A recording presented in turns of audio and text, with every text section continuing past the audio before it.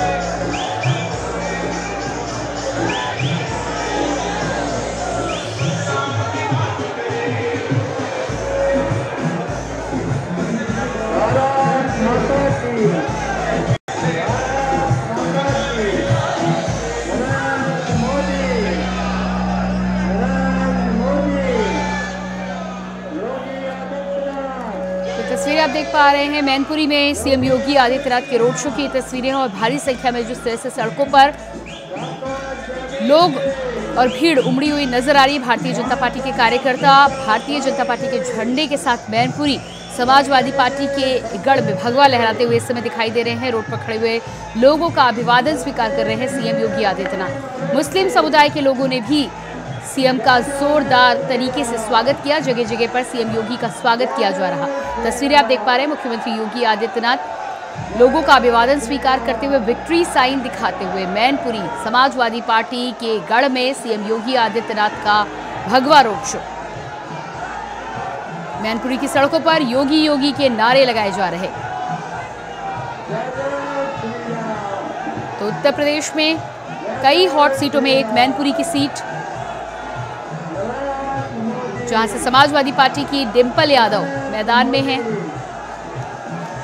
लंबे समय से नेताजी मुलायम सिंह यादव की ये सीट रही है और ऐसे में भारतीय जनता पार्टी के पक्ष में नतीजा लाने के चलते भारतीय जनता पार्टी की कवायद लगातार जारी है। मुख्यमंत्री योगी आदित्यनाथ खुद मैनपुरी पहुंचे और ये आप तस्वीरें देख पा रहे हैं। भारी भीड़ सड़कों पर दिखाई दे रही है भारतीय जनता पार्टी के झंडे के साथ, भारतीय जनता पार्टी के कार्यकर्ता, साथ ही साथ मैनपुरी की जनता। तो मैनपुरी में आज योगीमय माहौल, योगी योगी के नारे लगाए जा रहे हैं, प्रधानमंत्री नरेंद्र मोदी के नारे लगाए जा रहे हैं। सुरक्षा के मद्देनजर भी पुख्ता इंतजाम किए गए हैं। तस्वीरें आप देख पा रहे हैं, भारी संख्या में यहाँ पर सुरक्षा बल की भी तैनाती है। जिस तरह से भीड़ यहाँ पर भारी सड़कों पर दिखाई दे रही है, उसी को काबू में करने के लिए भारी संख्या में पुलिस बल की भी तैनाती की गई है। तस्वीरें आप देख पा रहे हैं, जितनी भारी संख्या में लोग हैं उतने ही संख्या में लगभग यहाँ पर वर्दीधारी भी नजर आ रहे हैं। तो ये मैनपुरी की गलियों में आज सीएम योगी आदित्यनाथ का रोड शो, भारी संख्या में सड़कों पर निकले हैं लोग। और मैनपुरी में बड़ी बात यहाँ पर ये कि अलग अलग जगहों पर जिस तरह से आप ये तस्वीरें देख पा रहे हैं, मुस्लिम समुदाय के लोग मुख्यमंत्री योगी आदित्यनाथ के रोड शो का स्वागत करने के लिए आतुर खड़े हुए हैं, दिखाई दे रहे हैं और जगह जगह मुख्यमंत्री योगी आदित्यनाथ का फूलों से स्वागत किया जा रहा है। तो समाजवादी पार्टी MY समीकरण और PDA समीकरण की हमेशा बात करती है, लेकिन मैनपुरी में मुख्यमंत्री योगी आदित्यनाथ के रोड शो में कई जगह पर मुस्लिम समुदाय के द्वारा मुख्यमंत्री योगी आदित्यनाथ का फूल मालाओं के द्वारा, फूलों के द्वारा स्वागत किया गया। योगी आदित्यनाथ के नारों से इस समय मैनपुरी में गूंज सुनाई दे रही है।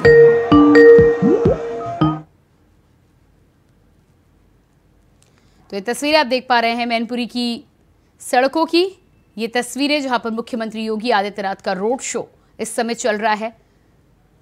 भारी भीड़ के बीच मुख्यमंत्री योगी आदित्यनाथ भारतीय जनता पार्टी के कार्यकर्ता और मैनपुरी की जनता का अभिवादन स्वीकार करते हुए, हाथ जोड़कर अपील करते हुए।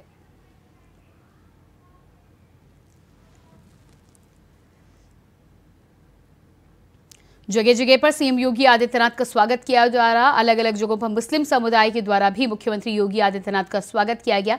मैनपुरी की सड़कों पर लग रहे योगी योगी के नारे। सीएम के रोड शो में उमड़ी भारी भीड़। रोड पर खड़े लोगों का अभिवादन स्वीकार कर रहे हैं सीएम योगी आदित्यनाथ।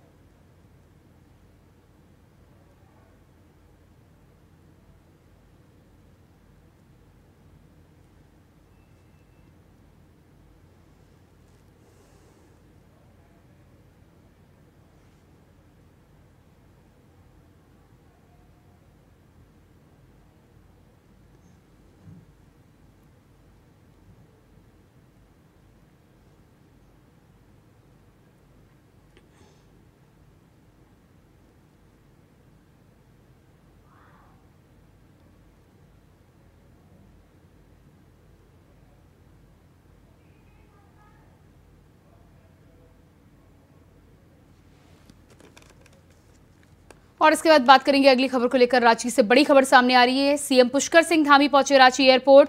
बीजेपी नेताओं ने किया स्वागत। चुनाव प्रचार में शामिल होंगे सीएम धामी। तो रांची से इस वक्त की अहम जानकारी। सीएम पुष्कर सिंह धामी पहुंचे रांची एयरपोर्ट। बीजेपी नेताओं ने उत्तराखंड के मुख्यमंत्री पुष्कर सिंह धामी का किया जोरदार स्वागत। चुनाव प्रचार में शामिल होंगे सीएम धामी।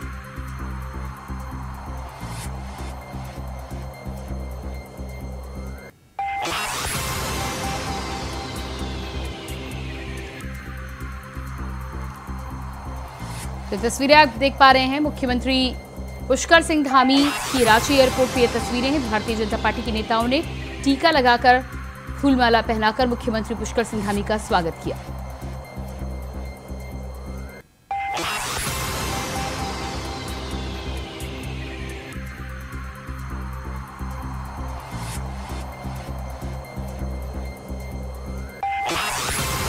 रांची से इस वक्त की अहम जानकारी। मुख्यमंत्री पुष्कर सिंह धामी रांची एयरपोर्ट पहुंच चुके हैं। भारतीय जनता पार्टी के नेताओं के द्वारा उनका जोरदार स्वागत किया गया है। जिस तरह से रांची में प्रचार में हिस्सा लेंगे मुख्यमंत्री पुष्कर सिंह धामी। आज रोड शो के साथ ही साथ जनसभा को भी करेंगे संबोधित।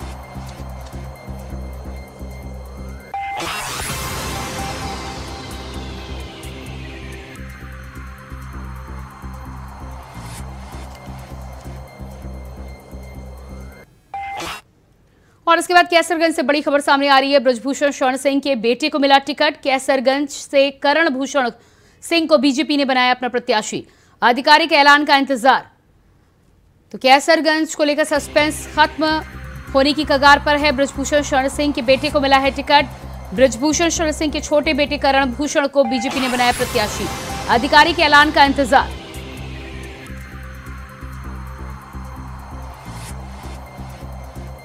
कैसरगंज से करण भूषण होंगे भारतीय जनता पार्टी के प्रत्याशी। ब्रजभूषण ने अपने कार्यकर्ताओं के बीच इस बात का ऐलान किया।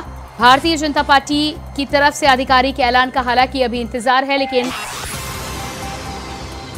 और इसी खबर पर हमारे साथ लखनऊ से संवाददाता रमन मिश्रा लाइव जुड़ चुके हैं। जी रमन, ब्रजभूषण शरण सिंह के बेटे करण भूषण सिंह को लेकर अब तस्वीर लगभग साफ हो चुकी है। ब्रजभूषण ने अपने कार्यकर्ताओं के बीच इस बात का ऐलान कर दिया है। आधिकारिक ऐलान में कितना और इंतजार?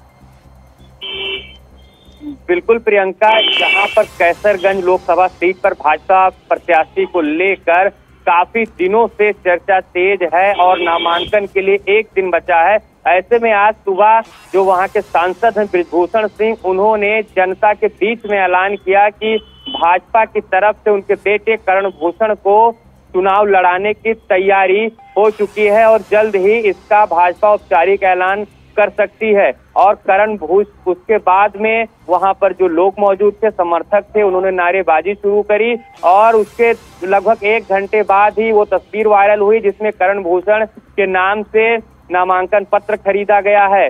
कल लगभग 11 बजे करण भूषण का नामांकन हो सकता है। हालांकि अभी तक भाजपा ने इसका औपचारिक ऐलान नहीं किया है, लेकिन माना जा रहा है कि भाजपा आला कमान की ब्रजभूषण सिंह से फोन पर बात हुई और यह कहा गया कि आपके नाम पर आला कमान में बात नहीं बन पा रही है, आप अपने परिवार से किसी का नाम प्रस्तावित करिए। जिसके बाद ब्रजभूषण सिंह ने अपने छोटे बेटे करण भूषण का नाम आगे बढ़ाया, जिस पर भाजपा आला कमान ने भी सहमति जताई है।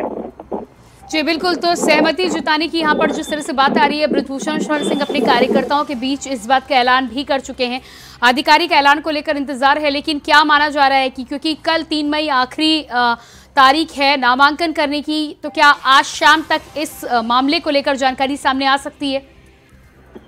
बिल्कुल, जैसा कि कल नामांकन की अंतिम तिथि है और एक नाम उनका आगे बढ़ गया है। खुद बृजभूषण सिंह ने नाम आगे बढ़ाया है, नाम जिसके बाद से चर्चा तेज हो गई है। पूरे देश में इस पर चर्चा हो रही है और शाम तक औपचारिक ऐलान भी इसका हो सकता है।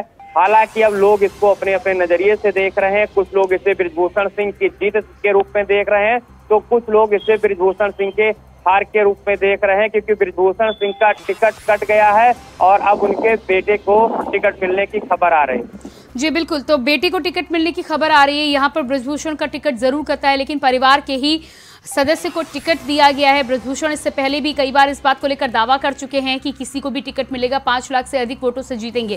कार्यकर्ताओं में जिस तरह का जोश नजर आ रहा है, ऐसे में क्या स्थिति नजर आ रही है? बृजभूषण के दावों को कितना सच माना जाए? बिल्कुल, कैसरगंज लोकसभा सीट जो है वहां पर भाजपा की मजबूत पकड़ है। खासकर बृजभूषण सिंह 2009 में वहां पर सपा से जीते थे, उसके बाद 2014 में भाजपा से जीते, 2019 में जीते और अच्छे वोटों से मार्जिन से जीते थे। वहां पर भाजपा के सामने समाजवादी पार्टी है, उसने अभी तक प्रत्याशी नहीं उतारा है उसके पास। वो अभी भाजपा के टिकट का इंतजार कर रही थे। अब हो सकता है शाम तक वो भी अपने प्रत्याशी का ऐलान कर दे, क्योंकि वहां पर मजबूत विपक्ष नहीं है। ऐसे में सीधा जो फायदा है वो भाजपा प्रत्याशी को होने वाला है, जिसे बृजभूषण सिंह जानते थे। इसीलिए वो कह रहे थे कि लास्ट टाइम पर जिसे टिकट मिलेगा भाजपा से वही चुनाव जीतेगा। और अब खुद जब उनके बेटे को टिकट मिला है, तो उसके बाद में बृजभूषण सिंह की ताकत और भाजपा की जो ताकत है वो मिलके करण की जो दावेदारी है लोकसभा चुनाव में, वो कहीं ना कहीं बहुत ज्यादा मजबूत होती नजर आएगी। जी बिल्कुल, तो रमन, जिस तरह से बृजभूषण के बेटे को यहाँ पर टिकट मिला है, दावेदारी को लेकर भी बात की जा रही है। समाजवादी पार्टी ने पत्ते नहीं खोले हैं, लेकिन बसपा ने अपना ब्राह्मण कैंडिडेट इस सीट से उतार दिया है। क्या लग रहा है आपको, ब्राह्मण कैंडिडेट उतरने से क्या कुछ समीकरण बनते बिगड़ते नजर आएंगे? हाँ, अभी समाजवादी पार्टी ने अपना प्रत्याशी नहीं घोषित किया है। हालांकि बहुजन समाज पार्टी ने आज सुबह ही लिस्ट जारी करके वहाँ नरेंद्र पांडे को टिकट दिया है, लेकिन नरेंद्र पांडे का नाम अभी तक तो वहाँ के जो आम जनता है उसे पता नहीं है। और उसके बावजूद बहुजन समाज पार्टी का जो ग्राफ है वो जिस तरीके से 2024 चुनाव में है, उससे लगता नहीं है कि बहुत ज्यादा फर्क पड़ेगा, क्योंकि जो ब्राह्मण कैडर है वो भाजपा की तरफ इस बार भी चुनाव में खड़ा हुआ है और भाजपा को वो जिताने के लिए ज्यादा मेहनत कर रहा है। ऐसे में कहीं नरेंद्र पांडे बहुत ज्यादा कुछ चुनाव में जो है भाजपा के खेल बिगाड़ने में लग नहीं रहा कि वो ज्यादा सफल हो पाएंगे। जी बिल्कुल, आप बने रहिएगा हमारे साथ रमन। और उसके बाद बात करेंगे अगली खबर को लेकर। कैसरगंज से अभी तक सपा ने नहीं खोले अपने पत्ते। सपा से 3 अलग अलग लोगों ने खरीदा पर्चा। अभी सपा ने अधिकृत प्रत्याशी की नहीं की घोषणा। कैसरगंज से सपा ब्राह्मण पर चलेगी दांव। कैसरगंज से सपा अब ब्राह्मण पर चलेगी दांव। कैसरगंज से सपा ब्राह्मण पर चलेगी दांव। 2 ब्राह्मण नेताओं ने पहले से ही खरीदा पर्चा। बैजनाथ और विनोद शुक्ला में कौन होगा प्रत्याशी? बैजनाथ और विनोद शुक्ला में कौन होगा प्रत्याशी, या फिर क्षत्रिय के खिलाफ क्षत्रिय को बनाएगी प्रत्याशी? कैसरगंज से पंडित सिंह के भाई नरेंद्र की दावेदारी। कैसरगंज से पंडित सिंह के भाई नरेंद्र की दावेदारी। क्षत्रिय प्रत्याशी या फिर ब्राह्मण प्रत्याशी पर दांव खेल सकती है समाजवादी पार्टी।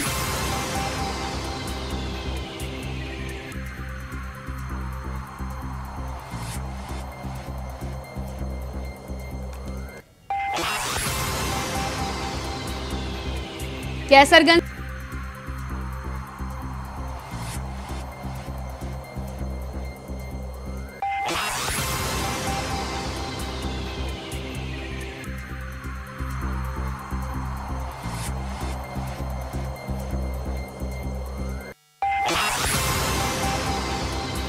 दो ब्राह्मण नेताओं ने पहले ही खरीदा पर्चा। 2 ब्राह्मण नेताओं ने पहले ही खरीदा पर्चा। बैजनाथ और विनोद शुक्ला में कौन होगा दावेदार, या फिर क्षत्रिय के खिलाफ क्षत्रिय को सपा बनाएगी प्रत्याशी?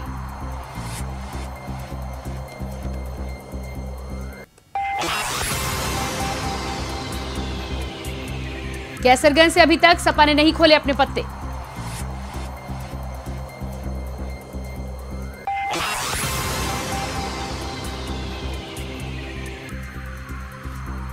और इसी खबर पर हमारे साथ लखनऊ से संवाददाता मोहम्मद आसिफ बेग लाइव जुड़ चुके हैं। जी मोहम्मद आसिफ, जिस तरह से कैसरगंज सीट की बात करें तो आज कैसरगंज सीट से भारतीय जनता पार्टी ने सस्पेंस खत्म कर दिया है। ब्रजभूषण के बेटे करण भूषण को टिकट दिया है, लेकिन समाजवादी पार्टी की बात करें तो समाजवादी पार्टी में अभी भी पत्ते नहीं खोले हैं। बसपा ने हालांकि ब्राह्मण कैंडिडेट को उतारा। अब समाजवादी पार्टी की बात की जाए तो कौन मैदान में सामने आ सकता है?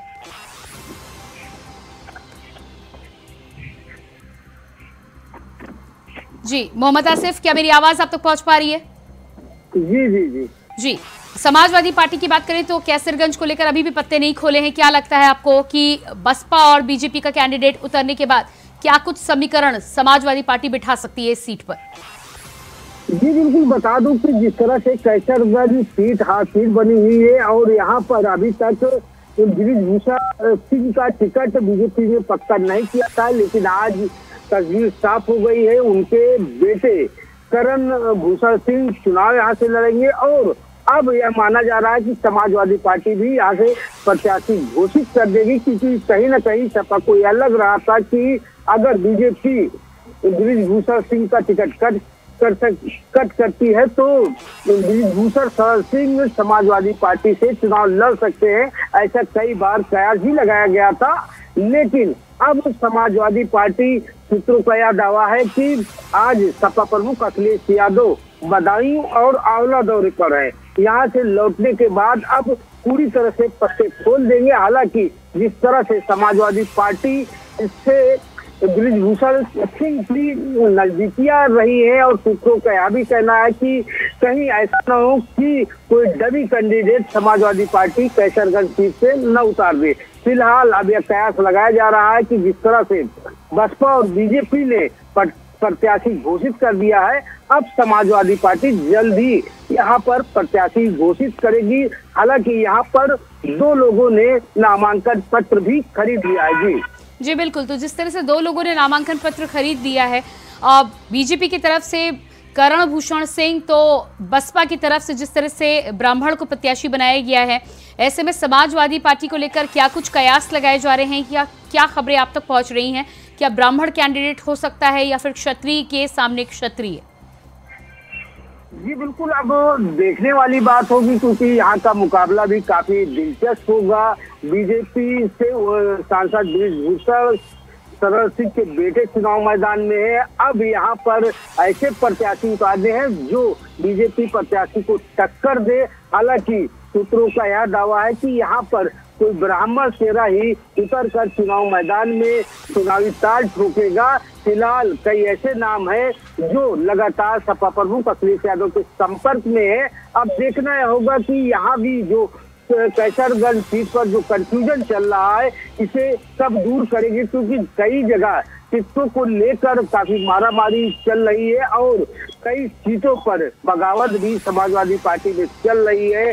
सुल्तानपुर की बात करें तो यहाँ पर भीम निषाद का टिकट काटने के बाद भुआल निषाद को टिकट जब सौंपा गया तो यहाँ भी बगावत शुरू हो गई। जिस तरह से मुरादाबाद सब और बदायूं सीट पर लगातार अंतरकला और कंफ्यूजन बनी रही, यहाँ भी कंफ्यूजन न हो कैसरगंज सीट पर, इसको लेकर अभी मंथन चल रहा है और माना जा रहा है कि 24 घंटे में कैसरगंज सीट पर समाजवादी पार्टी प्रत्याशी घोषित करेगी। जी बिल्कुल, तो कल 3 मई को नामांकन की तारीख है और ऐसे में समाजवादी पार्टी शाम तक कर सकती है इस बात का ऐलान। तमाम जानकारी के लिए आपको बहुत बहुत शुक्रिया मोहम्मद आसिफ। तो यहाँ पर जिस तरह से संवाददाता जानकारी दे रहे थे, कहीं ना कहीं कैसरगंज की सीट पर भारतीय जनता पार्टी और बीएसपी ने तो अपने सस्पेंस से पर्दा उठा दिया है, लेकिन समाजवादी पार्टी इस सीट पर ब्राह्मण कैंडिडेट को सामने लाती है या फिर क्षत्रिय को, इस बात का इंतजार करना होगा। इसके बाद बात करेंगे अगली खबर को लेकर। गुजरात के आणंद में पीएम मोदी ने की जनसभा, कांग्रेस पर जमकर साधा निशाना। चलिए आपको सुनवाते हैं गुजरात में क्या कुछ कहा पीएम ने।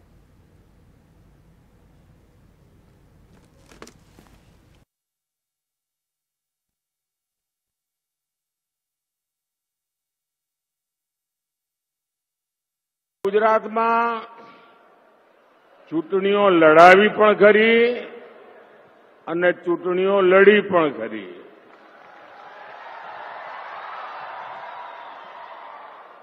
સભાઓ પણ કરી ને રેલીઓ પણ કરી, પરંતુ આજે મારે કહેવું પડશે કે આપણે ત્યાં ગુજરાતમાં બપોરે 11-12 વાગ્યા પહેલા જો કોઈ સભા કરવી હોય ને તો લોઢાના ચણા ચાવવા પડે.